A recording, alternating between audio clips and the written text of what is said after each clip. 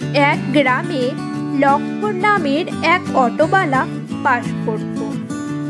ওর সঙ্গে তার স্ত্রী কাবেরী আর মেয়ে লালিও থাকত। লক্ষণ প্রতিদিন সকালে অটো নিয়ে বেরিয়ে যেত। সারাদিন এক জায়গা থেকে আরেক জায়গা প্যাসেঞ্জার নিয়ে যাওয়া আসা করত। আর প্রতিদিন এতে ওর রোজগারও ভালো রকম হতো। বাস বাস এখানে নামিয়ে দাও, এবার আমি চলে যাব। হ্যাঁ ঠিক আছে, এই নাও দাদা তোমার টাকা। বলতে হবে মায়েরি, তোমার কথাবার্তা আর ব্যবহার খুব ভালো। এইভাবেই থেকো, দেখবে সব প্যাসেঞ্জার ছুটে তোমার কাছে আসবে। আচ্ছা দাদা। লক্ষণের জীবনে সবকিছু ভালোভাবেই পেরিয়ে যাচ্ছিল, তবু কিন্তু ও সন্তুষ্ট ছিল না। ও শুধুমাত্র পয়সার জন্য দিন রাত কাঁদতেই থাকত। আজকেও খুব বেশি টাকা হয়নি। এমন কথা কেন বলছো বাবা? তুমি যা টাকা কামাও এতে তো আমাদের অনেক, আর কি চাই? তবু লালিমা, আমার মনে হচ্ছে যে আরো কিছু টাকা হলে আমাদের তিনজনের জীবন খুব ভালোভাবে কাটতো।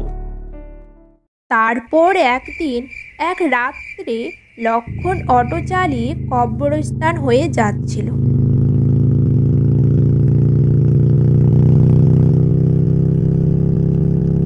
কিছুক্ষণ পরে পেছন দিক থেকে একটা কিসের যেন আওয়াজ শোনা যায়। খাজানা, খাজানা, ওই কব্বরেতে খাজানা আছে, খাজানা। আরে এটা আবার কার আওয়াজ? আর মনে হচ্ছে যে কি যেন একটা বলছিল খাজানা খাজানা করে। লক্ষণ ভয় তো করছিল, তবে কিন্তু খাজনার নাম শুনে ওর লালচ পেয়ে যায়। কি করব, যাব না যাব না? না লক্ষণ, এই সুযোগ হাতছাড়া করলে চলবে না। মনে হচ্ছে ভগবান তোর সব কথা শুনে নিয়েছেন। তারপর ওই লোভী লক্ষণ আর কোনো কিছু না ভেবেই কবরস্থানে চলে যায়।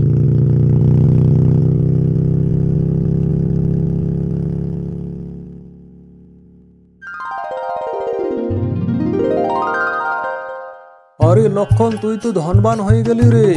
আর ভাবছিস কি? তাড়াতাড়ি যা। লক্ষণ তাড়াতাড়ি করে কবরের কাছে যায়। ওইখানে গিয়ে ও কোনো সোনা তো পেল না, তবে কিন্তু পেল একটা ডাইনি। ডাইনিকে দেখে লক্ষণের হাত পা একেবারে কেঁপে ওঠে। আরে এ তো ডাইনি। বেটা লক্ষণ, আজ তো তুই গেলি রে। মূর্খ মানব, তুই কি ভেবেছিলিস যে এই কব্বরের মধ্যে সোনা আছে? আরে বোকা মানব, চকচক করলে আর সোনা হয় না। লক্ষণ ওই কবরস্থান থেকে পালিয়ে ডাইনির হাত থেকে 5 বার চেষ্টা করে। তো তখনই ডাইনি মুখে থেকে আগুন বের করে লক্ষণকে চারিদিক দিয়ে ঘিরে নেয়। এইটা হলো এক শক্তিশালী ডাইনির পাওয়ার। দেখো, আমার ভুল হয়ে গেছে, আমাকে ছেড়ে দাও। আমার এতটা লোভ করা উচিত হয়নি। তুই কি জানিস না, লালচ বুড়ি ভালা, যেটা তোদের মানুষের ভাষায় বলে যে লোভেই পাপ আর পাপেই মৃত্যু। কিন্তু আমি তো তোকে এখন মারবো না, তোকে তোর ভুলের শাস্তি দেব। তারপর ডাইনির আত্মা লক্ষণের শরীরের মধ্যে প্রবেশ করে নেয়। এখন থেকে আমি মানব আর লক্ষণ হয়ে স্বীকার করব।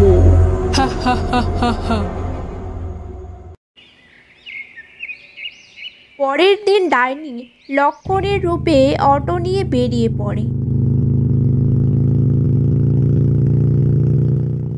তখন একটা মহিলা লক্ষণকে অটো নিয়ে থামতে বলে। দাদা, আমি মায়াবী যাব।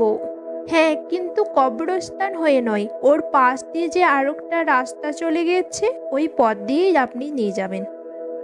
এই বলে মহিলাটা লক্ষণের অটোতে বসে যায়। লক্ষণ অটো চালাতে লাগে।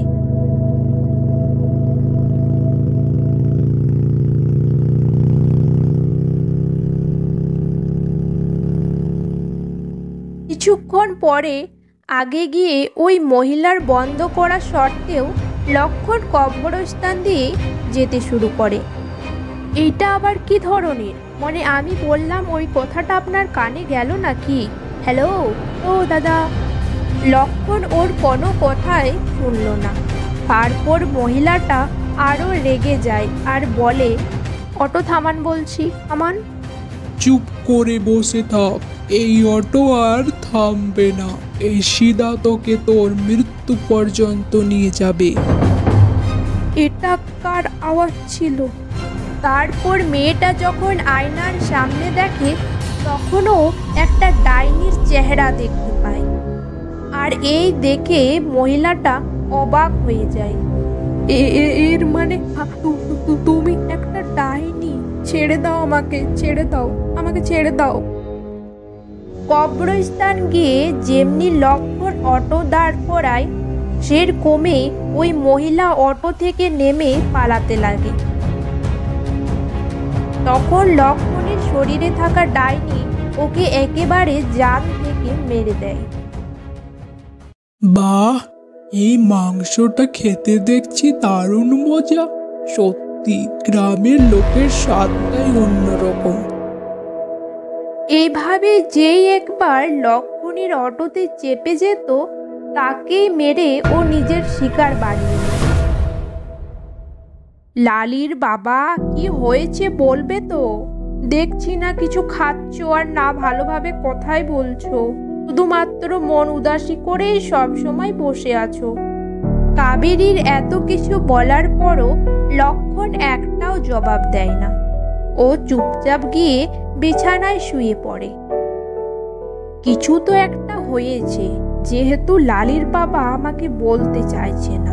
কি হয়েছে ব্যাপারটা আমাকে জানতে তো হবে। পরের দিন কাবেরী বাজার গিয়ে একটা অটোকে দাঁড় করায়। দাদা, আপনি শুধুমাত্র ওই যে আগে যাচ্ছে ওই গাড়িটাকে ফলো করে চলুন।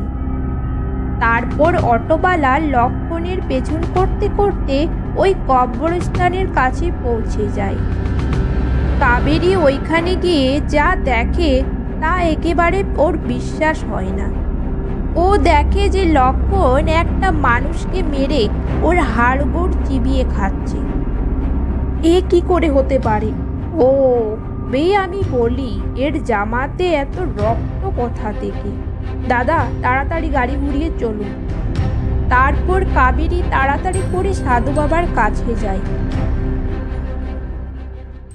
আর ওইখানে গিয়ে সব কিছু আসল ঘটনাটি সাধু বাবাকে খুলে বলে। বাবা, এবার আপনি বলুন আমি এখন কি করব? सोन बेटी, घबराने की कोई जरूरत नहीं है। তুই শুধু পুষ্পটা ওর গাড়িতে রেখে দিবি, বাস। ওর কিছু করবার জরুরত নাই আছে। তারপর কাবেরী সাধু বাবার দিয়া পুষ্প গাড়ির মধ্যে রেখে দেয়। সকাল হবার পর যখন লক্ষণ অটো নিয়ে বেরোতে যায় তখন ওই পুষ্পর উপর ওর নজর যায়। এইটা আবার কি?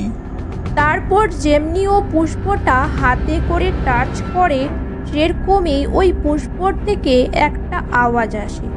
মূর্খ ডাইনি, তুই কি সাহসে আমাকে ছুঁয়েছিস? ওকে আমি অভিশাপ দিচ্ছি যে তুই ভস্ম হয়ে যাবি। না না, আমাকে ছেড়ে দে। যদি তুই বাঁচতে চাস তাহলে এখনই লক্ষণের শরীর থেকে বেরিয়ে অন্য কোথাও দূরে চলে যা। বাই বাই বন্ধুরা, আবার দেখা হবে। ততক্ষণ তোমরা ভিডিওটা লাইক করে দাও আর চ্যানেলটা সাবস্ক্রাইব। তোমাদেরকে অনেক ধন্যবাদ। তারপর ডাইনি লক্ষণের শরীর থেকে বেরিয়ে অনেক দূরে চলে যায়।